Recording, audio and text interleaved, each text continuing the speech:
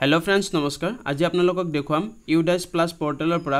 2024-25 academic year active student लिस्टर परा एजन छात्र केनेকৈ PEN number permanent education number जोगेदी ड्रप बक्सत দিব লাগে বা इनएक्टिव लिस्टत केनेকৈ দিব লাগে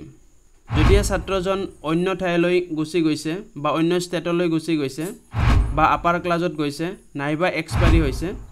ইয়াৰ উপৰিও অন্য যিকোনো কাৰণত ছাত্ৰজনক যদি ড্ৰপ বক্সত দিব লাগে কেনেকৈ দিব লাগে হেতু আজি আপোনালোকক দেখুৱাম আপোনালোকে যদি মোৰ চেনেলটো প্ৰথমবাৰৰ বাবে চাইছে তেনেহলে চেনেলটো সাবস্ক্ৰাইব কৰি ৰাখিব আৰু কাষত থকা বেল আইকনটো দবাই ল'ব আপোনালোকে যিকোনো এটা ব্ৰাউজাৰত গৈ UDAS প্লাস ষ্টুডেন্ট মডুলটো লিখি দিব আৰু সাৰ্চ কৰি দিব সাৰ্চ কৰি দিয়াৰ পিছত প্ৰথম যেটো অপচন পাব ইয়াত ক্লিক কৰি দিব ক্লিক কৰি দিয়াৰ পিছত ইয়াত এইখিনি অপচন আপোনালোকে জানে অসমটো সিলেক্ট কৰি ল'ব লাগে स्टेट तो सिलेक्ट কৰি লোৱাৰ পিছত গোট ক্লিক কৰি দিব লাগে ক্লিক কৰি দিয়াৰ পিছত আপোনালোকক ইউজাৰ নেম আৰু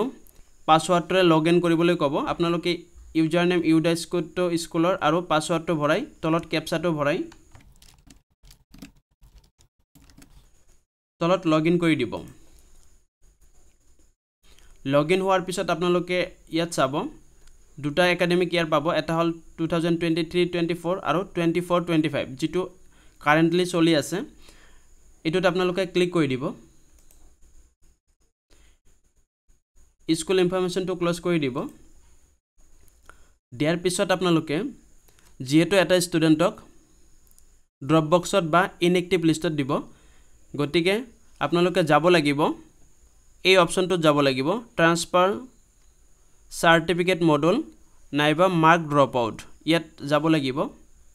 ইয়াৰ আগতে আপোনালোকক জনাই দিও এই ড্ৰপ আউট ষ্টুডেন্টক কৰিবলৈ হলে প্ৰথমতে এই যেটো অপচন আছে ইয়াত মুভিং কৰি আছে general profile from EP and FP প্ৰফাইলটো কমপ্লিট কৰা হ'ব লাগিব এইটো কমপ্লিট কৰাৰ পিছতহে আপোনালোকে ড্ৰপ বক্সত দিব পাৰিব এতিয়া ইয়াত ক্লিক কৰি দিছো এই অপচনটোত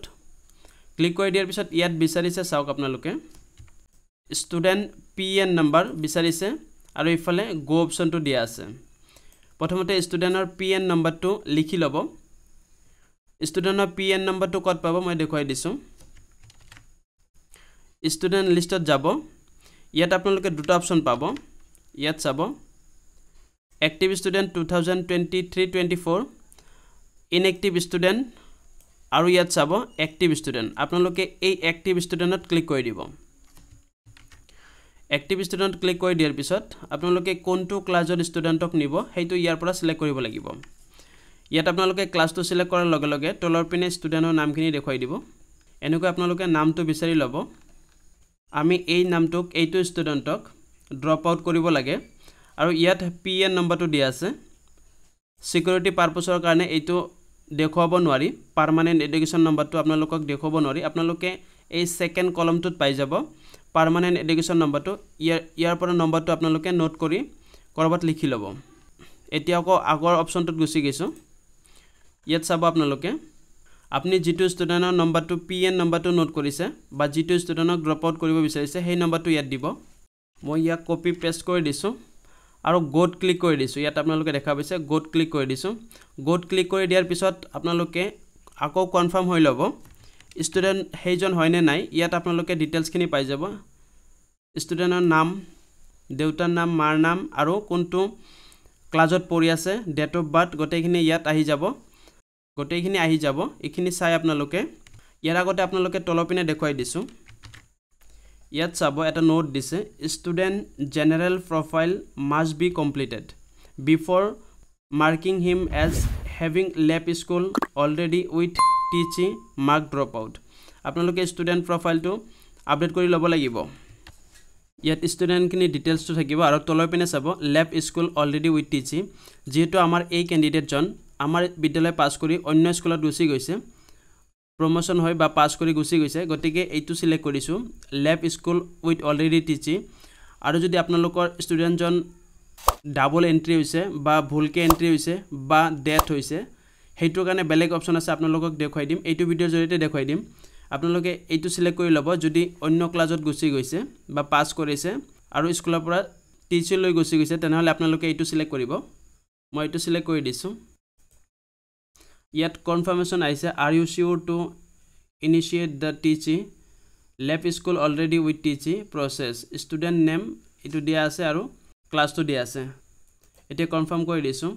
কনফাৰ্ম কৰি দিয়াৰ পিছত ইয়াত অপশ্যনটো চিলেক্ট হৈ আছে লেফ স্কুল উইথ টিচি দিয়া তাৰিখটো ইয়াত দি দিব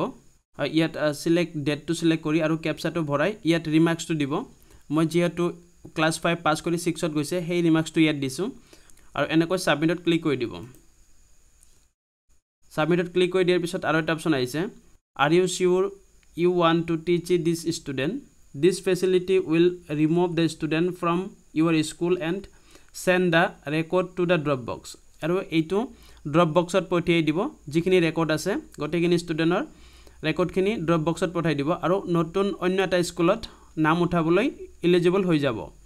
marking them eligible for import by other school আৰু অন্য এটা স্কুলে এইজন ষ্টুডেণ্টক ইম্পৰ্ট কৰিব পাৰিব আৰু কনফাৰ্মত ক্লিক কৰি দিলোঁ ইয়াত আপোনালোকে দেখা পাইছে student has successfully left the school with a transfer certificate TC and move to the drop box okay কৰি দিছোঁ এইজন ষ্টুডেণ্ট ড্ৰপ বক্সত গুচি গৈছে এতিয়া আপোনালোকক দেখুৱাম যদি ষ্টুডেণ্টজন ডুপ্লিকেট এণ্ট্ৰি হৈছে ডাবলকৈ এণ্ট্ৰি হৈছে বা ৰং এণ্ট্ৰি হৈছে বা ষ্টুডেণ্টজন ডেথ হৈছে তেনেহ'লে আপোনালোকে এইটো ছেকশ্যনৰ তলৰ পিনে চাব ইয়াত চাব ইনএক্টিভ ষ্টুডেণ্ট মডিউল ইয়াত আপোনালোকে যাব লাগিব ইয়াত আপোনালোকে এইটো চিলেক্ট কৰি দিব চিলেক্ট কৰি দিয়াৰ পিছত আপোনালোকে এইটো চাব ইয়াত দুটা অপশ্যন পাব এটা হ'ব with PN permanent education number থকা এটা অপশ্যন আছে আৰু এটা আছে উইদাউট PN যদি আপোনালোকৰ ষ্টুডেণ্টজন PN নম্বৰ সৈতে আছে তেনেহ'লে ইয়াত গ'ত ক্লিক কৰি দিব মই আপোনালোকক দেখুৱাই দিছোঁ ইয়াত গ'ত ক্লিক কৰি দিব ক্লিক কৰি দিয়াৰ পিছত আপোনালোকে যিজন ষ্টুডেণ্টক ইনএক্টিভ লিষ্টত দিব বা ড্ৰপ বক্সত দিব সেইজন ষ্টুডেণ্টৰ ইয়াত আপোনালোকে ষ্টুডেণ্টৰ PN নম্বৰটো দিয়াৰ লগে লগে ইয়াত ডিটেইলছখিনি আহি যাব আৰু ইয়াৰ পৰা চিলেক্ট ৰিজনটোক চিলেক্ট কৰি ল'ব লাগিব ইয়াত চাওক আপোনালোকে ডুপ্লিকেট এণ্ট্ৰি ৰং এণ্ট্ৰি ডিউ টু ডেথ ইয়াৰ পৰা যিকোনো এটা অপশ্যন চিলেক্ট কৰি ল'ব আপোনালোকৰ ষ্টুডেণ্টৰ লগত যিটো প্ৰব্লেম হৈছে এইটো চিলেক্ট কৰি ল'ব যদি ডুপ্লিকেট এণ্ট্ৰি হৈছে এইটো চিলেক্ট কৰিব ৰং এণ্ট্ৰি হ'লে এইটো আৰু ডিউ টু ডেথ যদি মৃত্যু হৈছে তেনেহ'লে তলৰটো চিলেক্ট কৰিব চিলেক্ট কৰি লোৱাৰ পিছত আপোনালোকে ইয়াত তলত ৰিমাৰ্কছটো দিব লাগিব আৰু কেপচাটো ভৰাই ইয়াত ইনএক্টিভ যিটো অপশ্যন আছে ইয়াত আপোনালোকে ক্লিক কৰি দিব ড্ৰপ বক্সত দিব লগা নাই গতিকে এইটোত মই ক্লিক নকৰোঁ আগতো যেনেকৈ কৰিছোঁ তেনেকৈ আপোনালোকে প্ৰচেছখিনি কৰি যাব ইনএক্টিভত ক্লিক কৰি দিয়াৰ পিছত আৰ ইউ চিয়'ৰ বুলি আহিব আপোনালোকে য়েছ কৰি দিব তেতিয়াহ'লে ড্ৰপ বক্সত গুচি যাব এতিয়া আপোনালোকে কেনেকৈ চাব ড্ৰপ বক্সত গৈছে নে নাই ইয়াৰ কাৰণে আপোনালোকে যাব লাগিব এই ড্ৰপ বক্স অপশ্যনটোত ইয়াত আপোনালোকে চাবলৈ পাইছে এইটো ষ্টুডেণ্ট ড্ৰপ বক্সত আহি গৈছে ড্ৰপ বক্সৰ লিষ্টত আহি গৈছে আৰু এইটো ষ্টুডেণ্টক যদি আপডেট কৰিব বিচাৰে তেনেহ'লে ইয়াত টিক কৰি ইয়াৰ পৰা অপশ্যনকেইটা চিলেক্ট কৰি আপডেট কৰি ল'ব পাৰিব ধন্যবাদ সম্পূৰ্ণ ভিডিঅ'টো চোৱাৰ কাৰণে আপোনালোকে যদি এনেকুৱা ধৰণৰ শিক্ষামূলক আৰু চাকৰিৰ লগত জড়িত নতুন নতুন ভিডিঅ' পাব বিচাৰে তেনেহ'লে চেনেলটো ছাবস্ক্ৰাইব কৰি কাষত থকা বেল আইকনটো দবাই ল'ব যদি ভিডিঅ'টো ভাল পাইছে এটা লাইক কৰিব আৰু যদি কাৰোবাৰ প্ৰয়োজন হয় আপোনালোকে ভিডিঅ'টো শ্বেয়াৰ কৰি দিব পাৰে ধন্যবাদ